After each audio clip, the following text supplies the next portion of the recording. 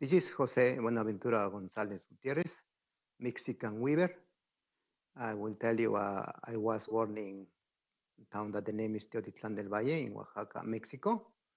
And the tradition there is still is we are weavers. So that's encouraged me to start weaving and keep doing it now. Now I'm here in Trumansburg, still doing weaving too, but I have a part-time job to support me.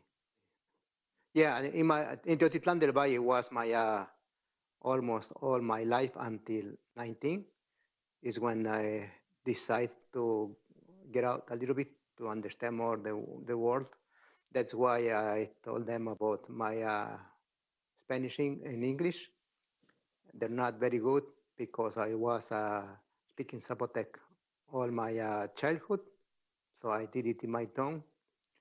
There, in that time, not a lot of technology, no electricity, no all this, let's call it rustic. You need to go for water for the well. You need to use food for to cook your food. So all these things that I'm seeing now is changing very fast. So that's what I did in my childhood, and until, like I said, maybe I will call it a teenager, which when I left my town. My father, he was a weaver, and the way I studied was a little bit different than other kids because I lost my mother and my father was sick. And when he cannot weave, I need to jump to weave because we need the rock to be finished because we need the money. So he was telling me what to do from, I will call it his bed, but you know, and from there, like maybe like a year or 2 years later, he started telling me like how the process to learn weaving, like to start where I should supposed to start, and then I learned like in the middle. I think it's one the thing that inspired me to do a lot of patterns now, like not geometric, more circles, because that's what I really started weaving. But my father was the weaver. All the generation, like my father, my grandfather, my great grandfather, and so on. They were weavers, and I'm doing now. And my kids are they know about weaving too, but they have a career now. It's a bit.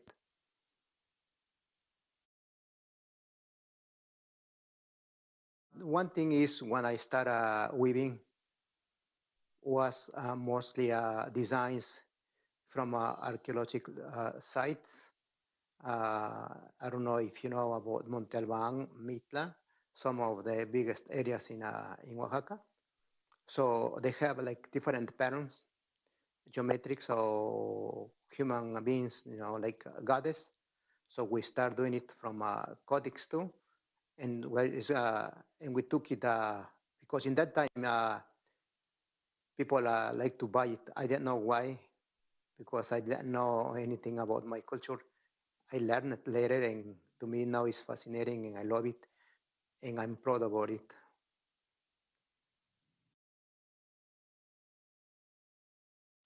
The technique is the same. That we call it traditional technique.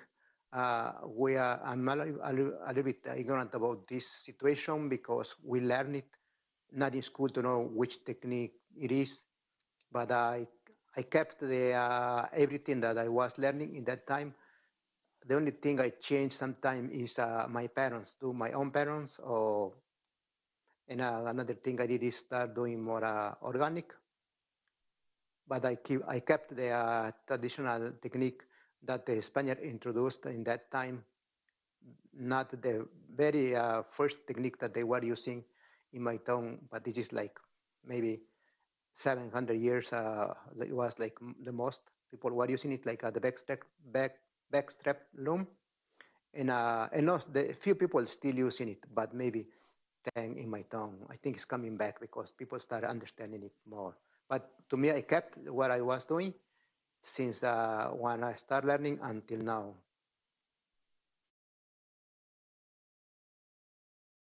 Yes, because sometimes because when I am not working, the good thing about it, it doesn't need a lot of people to weave. And the loom I have here is small, so I go away from everybody. Was helping me. I can I have more time to weave and inspire. What to do. But another point is who's going to buy it. So and then you stop saying why I'm weaving.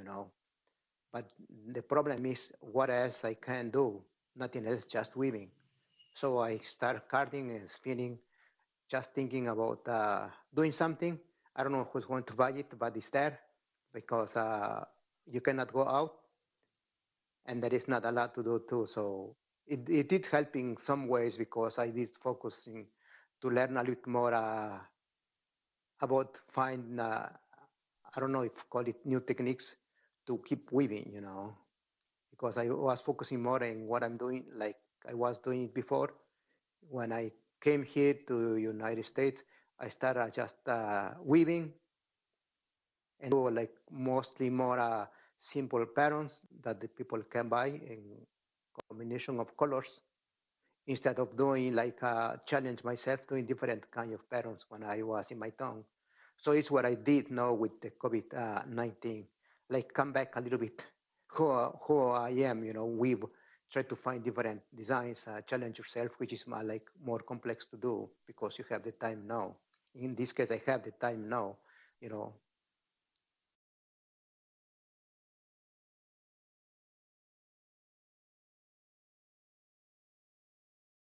Yeah, I have some in my backing. I have some here in the room, in the table. If you go to Mitla, you will see these patterns. I don't know if you can see it well, or you want me to move there. Okay, so it's the one that we call Mitla Greca. You know, all these patterns they came from Mitla, of course. And has I have a little bit idea about the meaning, not exactly because, like I said to you, when I found out my culture, my ancestor, I have a root. I said I have a root. I'm not a simple person. I have a history, let's say it. So that's why I start learning a little bit of this tradition. This part, I don't know if you can see it. Tell me if not. I can bring the iPad closer. This part of red is like black and white. It's like positive and negative. And the other thing we use it to because it has the steps. We call it like a step of part of our life. And then the way that it's joined together, so people recognize it when they saw it. It's like a mountain, you know. So when they, depending the position of these designs, they explain it so many things. And if you see like this, can you see the orange color? It's going in the red, the opposite of the this geometric.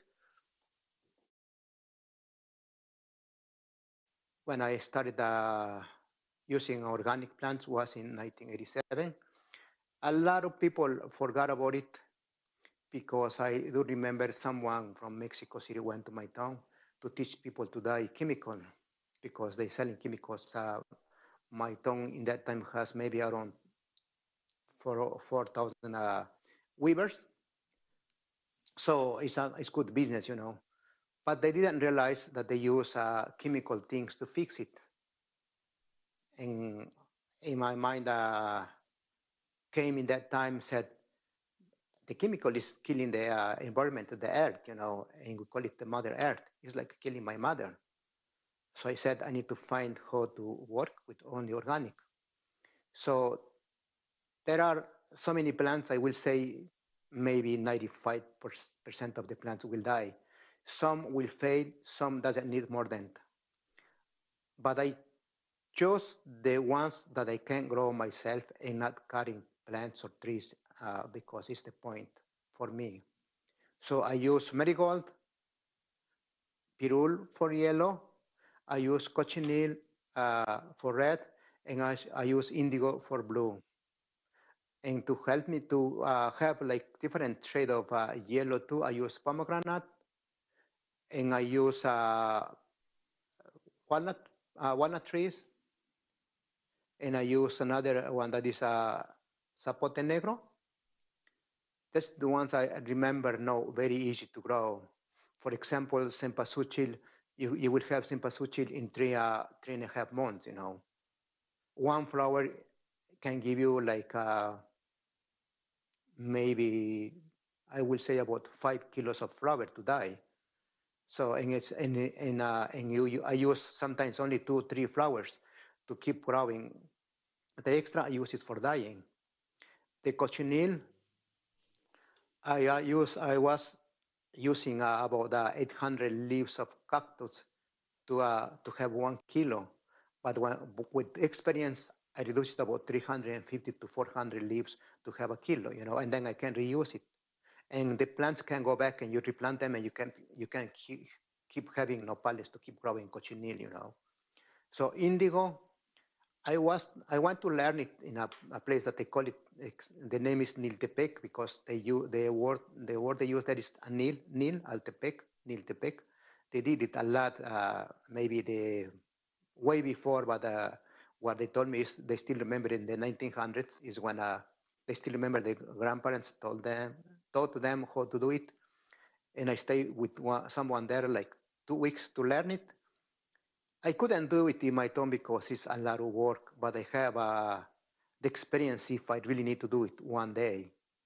And uh, and now here in the studio, Luna Fiber Studio, is where she's my friend. She's helping me to, uh, to to advertise my product, and I give a workshop here with the indigo, with the anil or indigo, whatever you call it, to dye. And she used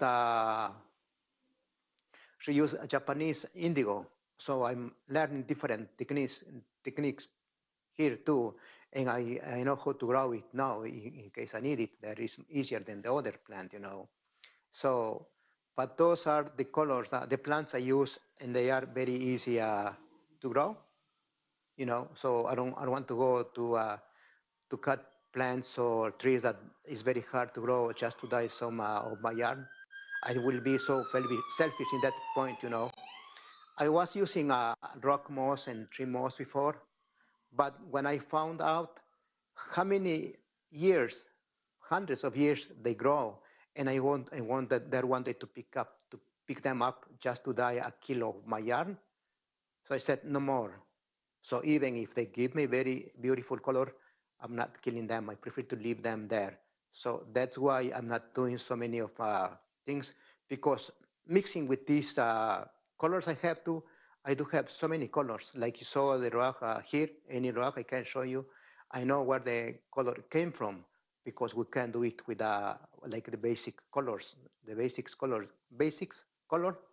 Uh, so these are very helpful for me.